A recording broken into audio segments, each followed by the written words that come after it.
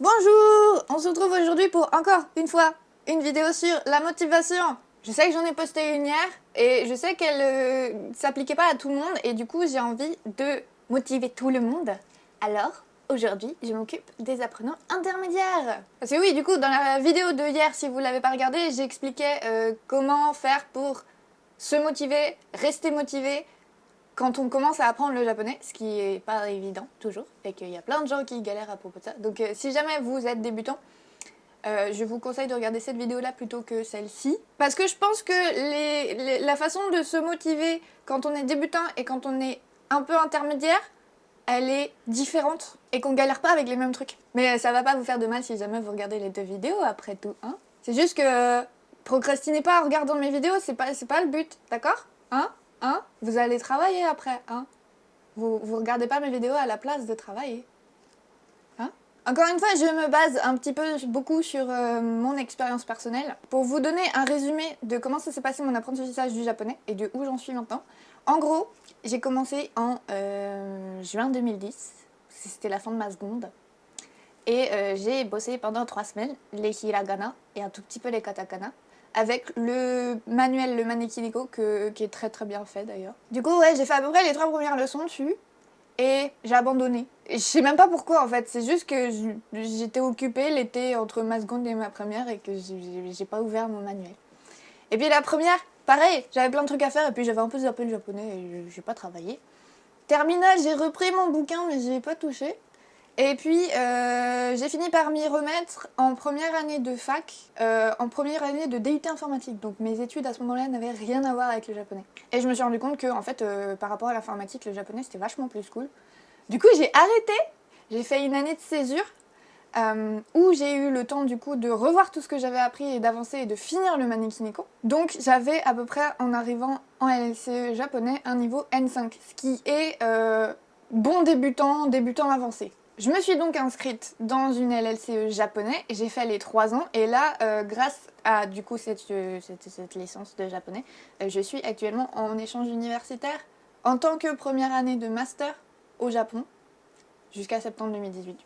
Et en termes de JLPT, j'ai pas passé de test de JLPT, mais je me situe entre le N3 et le N2. Au niveau du vocabulaire que je comprends, je suis niveau N2.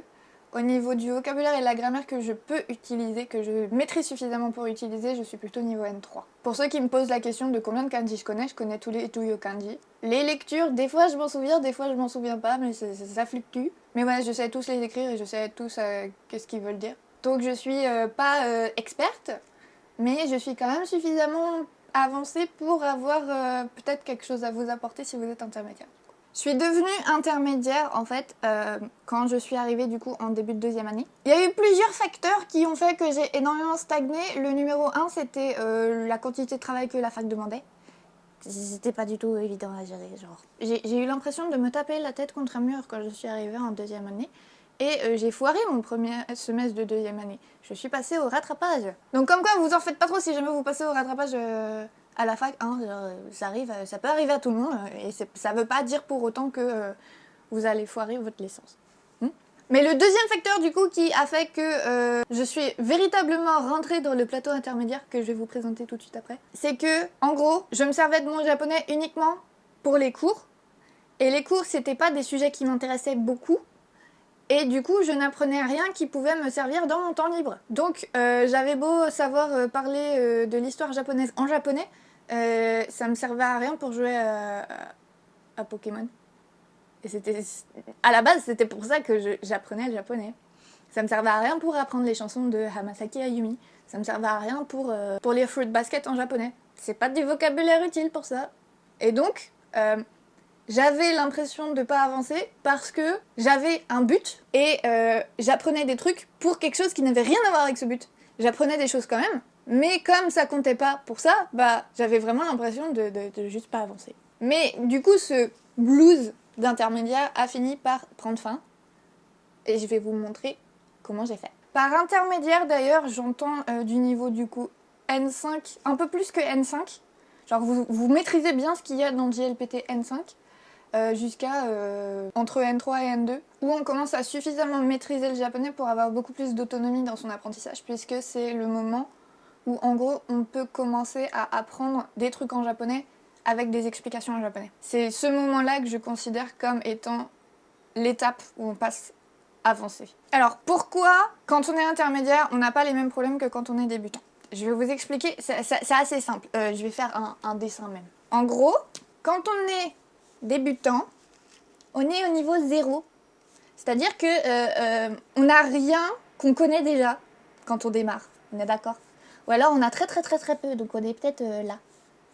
Quand on apprend du coup avec des cours qui sont adaptés au niveau, genre notre niveau il fait à peu près ça. Il monte plus ou moins à des vitesses différentes selon les personnes et les méthodes, mais graduellement il monte de façon relativement régulière. Et puis on arrive à un point où genre on rencontre une difficulté et du coup on va ralentir un petit peu. Et puis cette difficulté-là, on n'arrive pas à s'en débarrasser parce qu'on n'a pas les bonnes méthodes ou parce que ça prend du temps et que du coup on bosse un peu moins régulièrement par exemple. Et du coup on va continuer à stagner comme ça. Du coup là c'est pas que vous travaillez pas, c'est que vous maîtrisez pas encore suffisamment ce que vous avez appris ici. Et donc il faut le réviser et en attendant vous n'arrivez pas à apprendre plus ou à avoir l'impression d'apprendre plus. Parce que c'est beaucoup cette courbe-là, c'est beaucoup une question plus d'impression que de quantité de choses qu'on connaît. Parce que quand vous connaissez un mot en japonais, c'est facile de compter le nombre de mots que vous connaissez. Quand vous en connaissez 10, ça va. Quand vous en connaissez 50, à la limite, vous pouvez vous faire une feuille avec toute la liste des mots que vous connaissez. Quand vous commencez à en connaître 300, 400, 500, bah c'est déjà plus dur d'arriver à quantifier la quantité de savoir que vous avez à l'intérieur de la tête. On a plus facilement l'impression qu'on n'avance pas, même si on sait beaucoup plus de choses.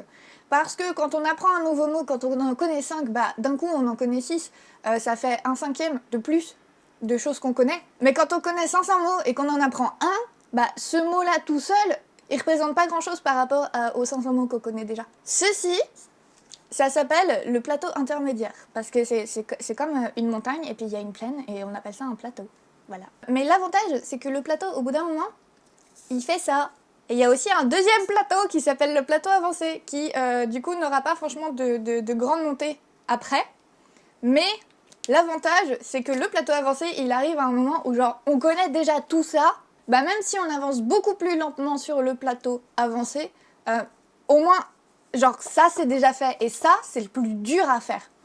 Parce que comme je vous expliquais dans la vidéo d'hier, quand on n'a aucune connaissance préalable, c'est beaucoup plus dur de se souvenir d'un nouveau truc. Alors que quand on a des choses qu'on peut mettre en rapport avec les nouvelles choses qu'on apprend, c'est beaucoup plus facile.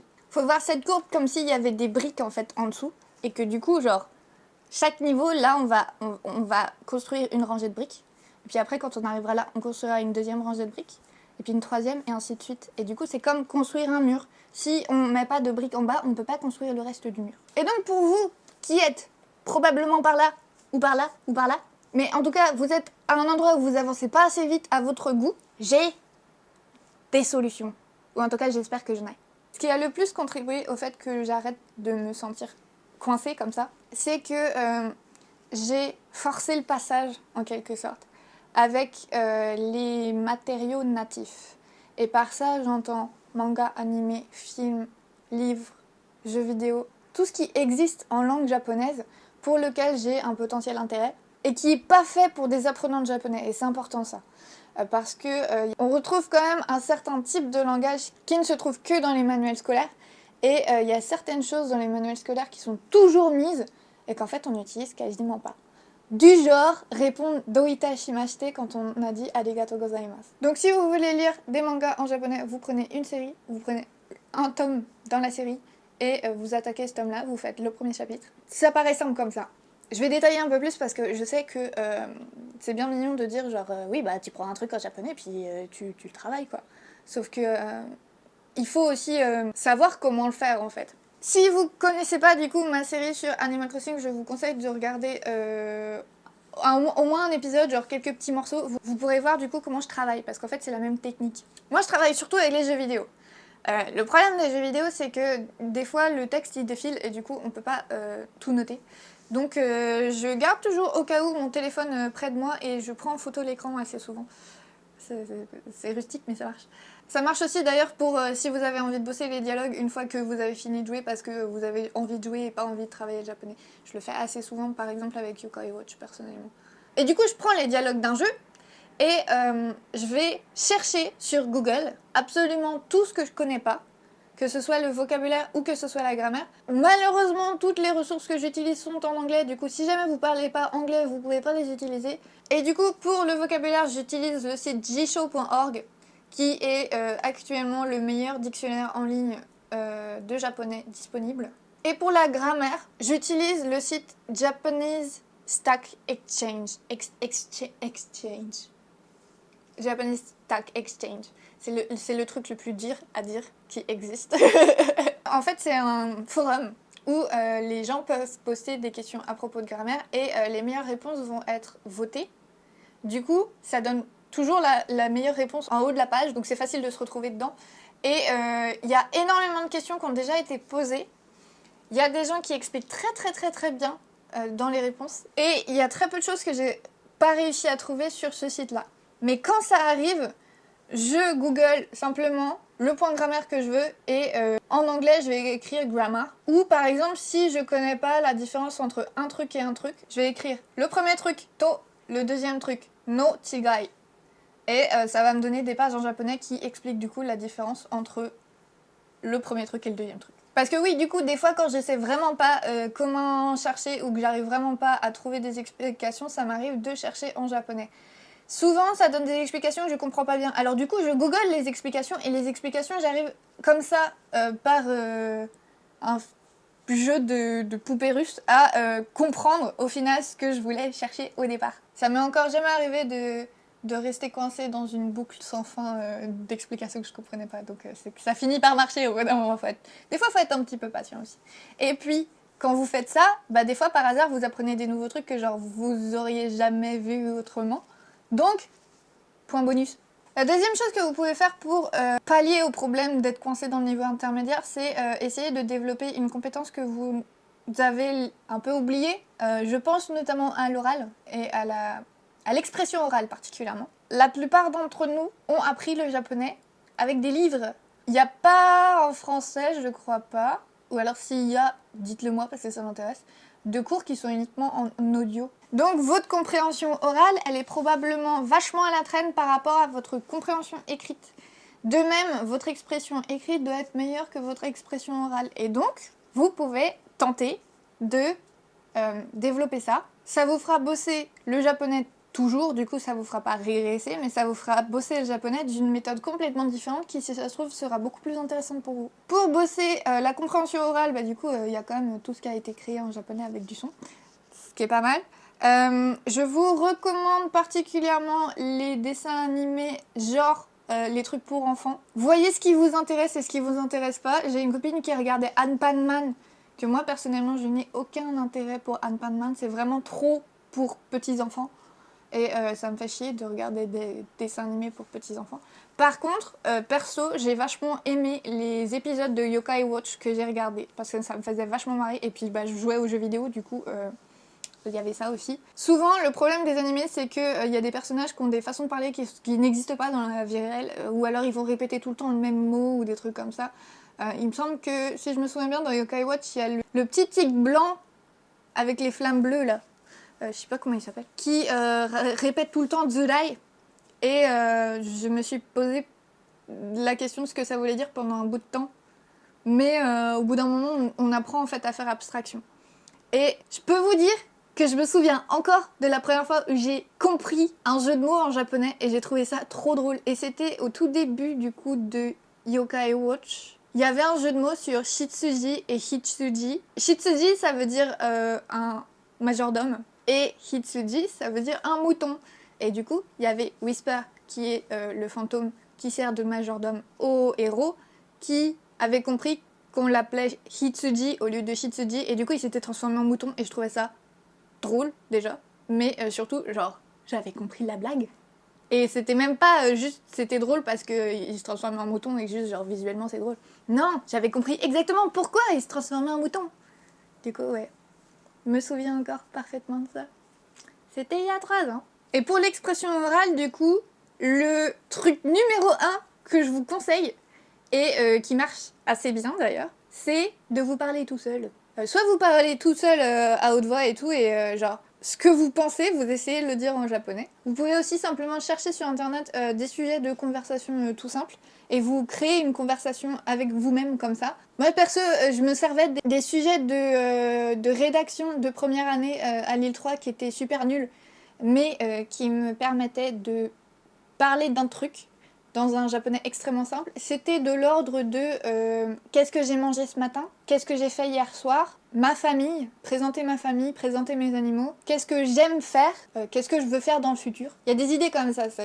Et en plus, genre, c'est des trucs que si jamais vous allez au Japon un jour, vous allez parler de ça à un moment ou à un autre. Du coup, c'est important de savoir expliquer ce genre de trucs. Parce que c'est vraiment conversation de la vie de tous les jours. Si vraiment vous avez déjà épuisé ces sujets-là, vous essayez de, par exemple, résumer ce que vous avez vu en cours hier. Ou ce que vous avez fait au travail. Parce que ça, c'est un sujet qui va changer tous les jours. Et du coup, vous aurez toujours des nouvelles choses à dire dessus. Et si jamais vous avez envie de passer à l'étape au-dessus en termes de parler tout seul, je vous conseille très, très, très fortement de vous enregistrer en vidéo. Parce que du coup, vous allez pouvoir vous réécouter et corriger vos erreurs de prononciation, ou genre vous rendre compte de si jamais vous avez des erreurs de prononciation, parce que par exemple moi je m'étais pas rendu compte que j'avais tant que ça d'erreurs d'intonation en japonais, jusqu'à ce que j'écoute certains des vlogs où on m'entend vite fait parler en japonais et je suis trop genre en fait j'ai un putain d'accent français.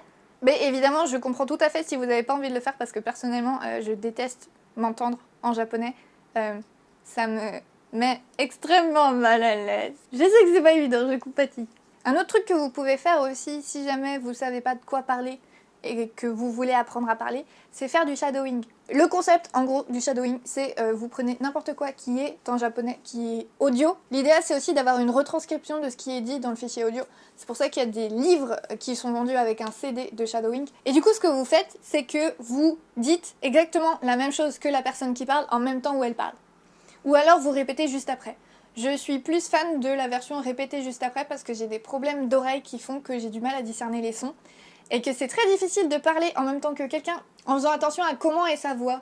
Mais l'idéal, c'est de le faire en même temps parce que du coup, vous avez vraiment exactement le même rythme que la personne qui parle, et la personne qui parle étant japonaise, bah elle aura toujours une meilleure prononciation que vous. C'est important de ne pas faire de shadowing avec des étrangers qui parlent japonais. Même si on dirait qu'ils ont un très très bon niveau, je vois qu'il y a certains d'entre vous, avec mes vidéos sur Animal Crossing, qui font ça avec moi. C'est une très mauvaise idée parce que vous avez chopé le même accent que moi. Mon accent peut-être qu'il vous paraît pas très fort, mais je sonne certainement pas japonaise. Et le but, c'est de sonner japonais. Donc, évitez de me copier, c'est mieux.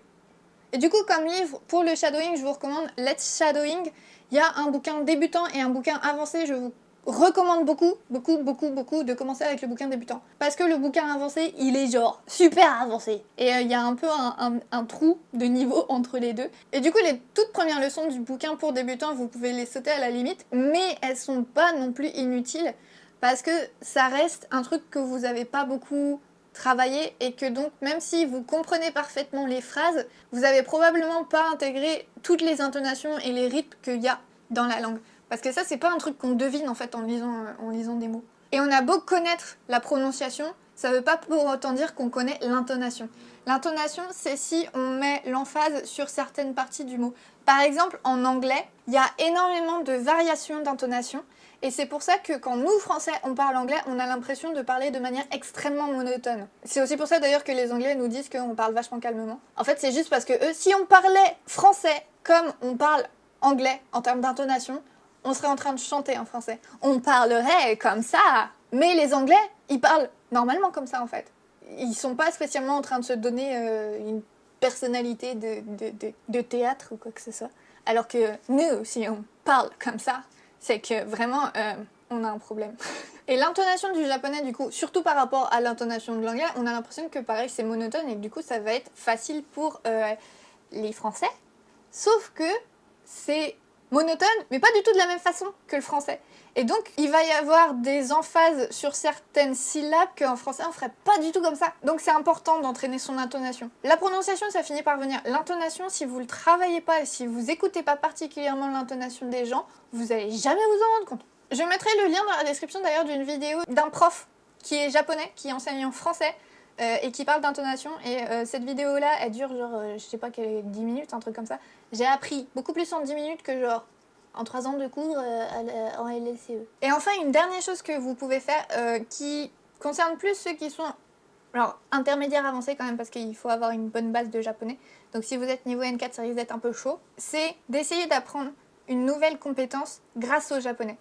Par exemple, ce que je suis en train de faire moi actuellement, lentement mais sûrement, c'est que j'essaye d'apprendre le coréen avec un manuel en japonais. Déjà, parce que le coréen ça m'intéresse, c'est parce que j'ai envie de le parler. Mais en plus parce que du coup, j'apprends des mots en japonais que je ne connais pas, des mots qui servent à expliquer des choses. Et aussi, je m'habitue à lire des explications en japonais parce que c'est con, mais c'est un truc qu'on fait pas tant que ça en fait. Parce que la plupart des choses qu'on travaille avec des manuels, c'est soit de la narration, soit des trucs type articles de journaux, soit des dialogues. Et du coup, il y a des formes de grammaire qui sont complètement différentes pour les explications. Bah, c'est utile aussi de les apprendre quand même. Perso, j'apprends le coréen, mais du coup, vous pouvez apprendre un peu n'importe quoi en fait. Vous pouvez essayer d'acheter un livre de recettes en japonais et d'apprendre à cuisiner les recettes japonaises. Ça peut être autre chose, du genre, je sais pas, vous avez un intérêt pour l'histoire, bah, vous essayez de lire un livre d'histoire en japonais. Ceux qui sont intéressés par l'histoire du Japon en japonais est en version très simple. Il y a un livre qu'on utilisait en LLCE à Lille qui s'appelle Ryugakusei no Tame no Nihon Reki, qui explique grosso modo toute l'histoire du Japon dans un japonais vachement simple. Après, je l'ai pas du tout comparé avec d'autres manuels et je sais que il a une version très japonaise de certains faits, notamment de la Seconde Guerre mondiale. Donc il y a des omissions qui ont été faites pas franchement involontairement. De toute façon, si vous avez un intérêt pour l'histoire, probablement que vous savez déjà quelques trucs dessus et que vous pouvez compléter par vous-même en faisant des recherches. Et une dernière chose que j'aurais dû mettre en fait au début parce que c'est la plus importante, encore une fois, c'est qu'il faut essayer de vous débarrasser le plus possible de votre habitude de traduire tout. C'est-à-dire, quand vous êtes en train de déchiffrer la chanson d'Hatsune Miku que vous avez choisie, ne traduisez pas la chanson, à moins que vous vouliez faire une traduction. Mais si vous voulez juste la comprendre, ne traduisez pas du tout la chanson. Traduisez les bouts que vous comprenez pas, traduisez les structures de grammaire que vous comprenez pas. Mais si par exemple la structure de grammaire d'une phrase vous la comprenez pas, mais que vous comprenez tous les mots dedans, traduisez juste la structure et c'est tout. Parce qu'il faut que vous entraîniez votre cerveau à l'ordre de mots différents qu'il y a dans le japonais. Et c'est le truc le plus difficile à faire. Et en fait, les traductions que vous faites, elles vous servent de béquille et elles empêchent votre cerveau d'acquérir l'habitude d'un ordre de mots différent. Du coup voilà, j'espère vous avoir donné des pistes, vous avoir aidé. Tout ça c'est des trucs que j'ai fait moi-même et que je me suis rendu compte que ça m'a vachement aidé. Donc j'espère que vous aurez une bonne expérience avec comme moi j'ai pu avoir. En ce moment je poste des nouvelles vidéos quasiment tous les jours, du coup abonnez-vous si jamais ça vous intéresse. Et puis merci d'avoir regardé et je vous retrouve du coup demain normalement si tout se passe bien. Salut!